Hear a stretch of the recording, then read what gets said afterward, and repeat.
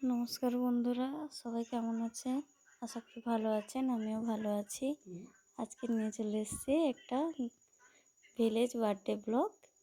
আজকের আমার মেয়ের জন্মদিন, 22শে ফেব্রুয়ারি। সবাই দেখুন আমরা এখানে কি করি। ছোটোখাটো করেই আয়োজন করেছি মোটামুটি।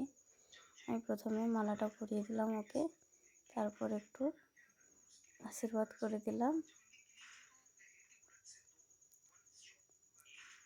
আমার মেয়ের তো খুব খিদে পেয়ে গেছে, দুপুর হয়ে গেছে তো, তাই খিদে পেয়ে গেছে। ও একটু রাগারাগি করছে, তাও ওকে শান্ত করিয়ে মোটামুটি করে ফেললাম। তারপর ওকে আশীর্বাদ করে দিয়ে শঙ্খ বাজালাম। শঙ্খ বাজিয়ে তারপর ওকে একটু মুখে পায়েস দিয়ে দিলাম।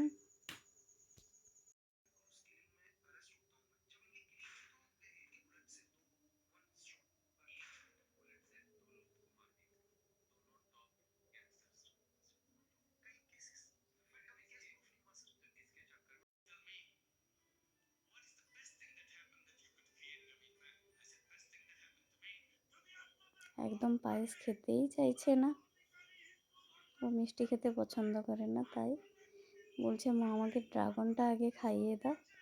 তার জন্য যাই একটু মুখে পায়েস মিষ্টি দিতেই হয়।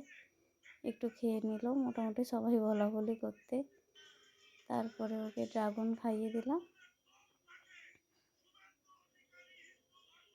ও ড্রাগনটা খুব ফেভারিট, তাই ড্রাগনটা ওকে খাইয়ে দিলাম। আশীর্বাদ করব, তাও করতেই দিচ্ছে না, বলে আমাকে আগে ড্রাগনটা খাইয়ে দাও না। কমপ্লিট হয়ে গেল। এবার ওর বাপি ওকে আশীর্বাদ করে দিল। বাপি আরতি করছে।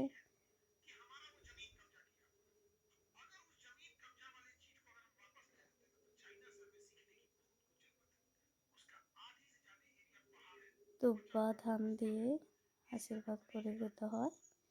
আমাদের এখানে নিয়ম, কাদের কোনখানে কী নিয়ম আছে বন্ধুরা সবাই কমেন্ট করো। আমাদের বাঙালিদের এটাই নিয়ম, একটু দুব্বা তুলসী ধান দুব্বা সব মাথায় দিয়ে আশীর্বাদ করে একটু পায়েস দেওয়া, ওটাই মুখে নিয়ম। এখন ফ্যাশন যুগে এসেছে কেক, তাই এখন কেক কাটা হয়। এবার সবাই বাচ্চারা মিলে কেক কাটবে। ওই দেখুন কেক কাটছে।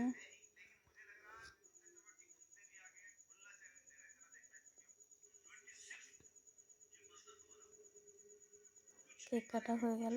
ও সব থেকে ফেভারিট, কিছু করুক আর না করুক আগে কেকটাও কেটে ফেলবে। কেকটা কাটা হয়ে গেল।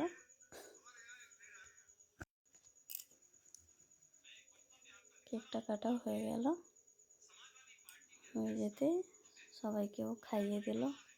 খাওয়ানো শেষ হয়ে যেতে বাচ্চাদেরকেও খেতে দিয়ে দিলাম আমরা। সবাই একসঙ্গে খাওয়া দাওয়া করে নিলাম, বাস সমাপ্ত হয়ে গেল। শেষে রাধে রাধে বলে সবাইকে, সবাই ভালো থেকো।